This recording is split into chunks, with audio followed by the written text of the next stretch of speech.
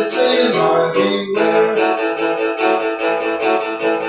Come on, baby, give me a piece of what you got.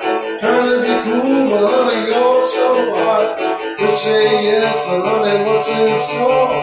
As I say, baby, out it goes.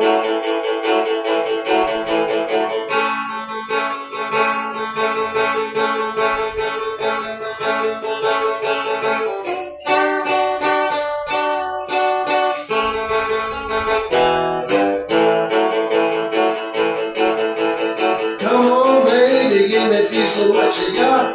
Trying to be cool, but honey, you're so hot. Would say yes, but honey, what's in store? As I say, get me out of door.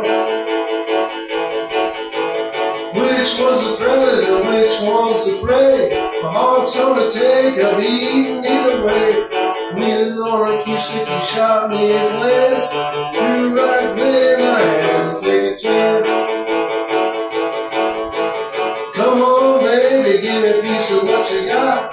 Trying to be cool, but honey, you're so hot. You say yes, but honey, what's in store? As I say, get me out of door.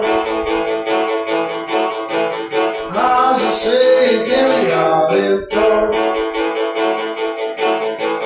As I say, get me out of door. Well, that one's an original of mine. It's called Caveat Emptor. Excuse my Latin. I'm not a doctor, a lawyer, nor a Catholic priest, so my Latin is a little off. It's, because I'm not practiced at it. Caveat Emptor means buyer beware. So I'm an educator as well as an entertainer. And I learned that, oddly enough, off of a Motorhead album that had that emblazoned over the, in a banner over Warpig. And I'm a big rockabilly fan, so when I was trying to think of a rockabilly song, I started looking at the stuff and it's like, oh yeah, it's all about chicks. Okay. So let's write this one about seeing a chick at a bar. And it kind of came at me pretty quickly after I decided, okay, this is what I'm going to do. This is what it's going to be about, and I started, writing the lyrics almost right away. It's one of my more prouder moments. And I've always been, kind of a big rockabilly fan. I've always liked the aesthetics. I've liked the coolness factor of these guys.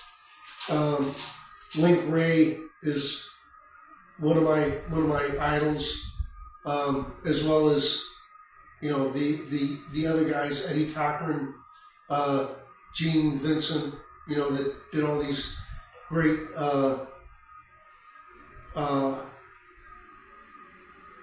instrumentals during the 70s. One of the first songs I learned when I decided to go back to learning guitar. When I first started playing guitar, I wanted to be Malcolm Young of AC/DC. So I learned about 3 or 4 chords. Somebody showed me what a bar chord was. I never went back for another lesson. And it was shortly after that I bought a bass guitar. And somebody said, oh, you got a bass? Come join our band. And I'm not going to say that I'm a frustrated guitar player that switched to bass. I'm more like I didn't know I was a bass player until I bought a bass and realized I'm much better at bass. I have a knack for being able to kind of, whatever the drummer's giving me, I can play off of it. As long as I know what the key is, I can kind of figure it out. But I'm slowly working my way back into guitar. I'm more of a slide player when it comes to my leads because you're allowed to be a little sloppy with signs. If you don't quite hit the note you're supposed to, you can slide into the one that you're supposed to hit, and it sounds cool still. But having said that, Gene Vincent, Link Ray, and those guys were kind of like some of my idols. I saw Chuck Berry and Jerry Lee Lewis when I was 16. I'm old, but I'm not that old. Chuck was about 61 or 62 when I saw him. But having said that, he's had a big influence on my life as well. So the whole 50s rock and roll thing. Like I said, my parents, my mom was born in 36, my dad was born in 43. So I was introduced to a lot of earlier music than most of my peers. I grew up listening to oldies music and country music pretty much until I was probably about 14 or 15. Somebody showed me, or they didn't show me. I rented the movie Maximum Overdrive, and from that point on, I became an AC/DC fan, and that got me into listening to more contemporary stuff. But having said that,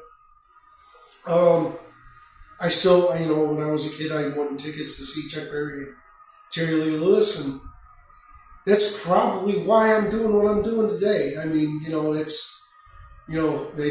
they talk about grooming as kids, and they probably groomed me, to be a musician. I mean, how can you not, when you see Chuck Berry at 16, how can that not affect you, on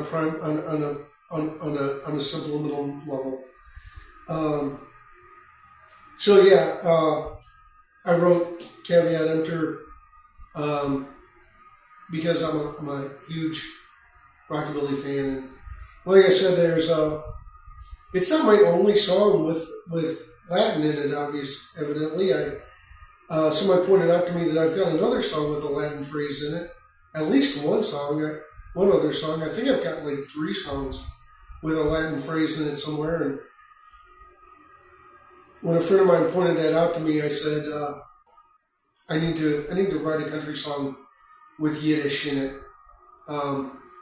So many things rhyme with schmuck.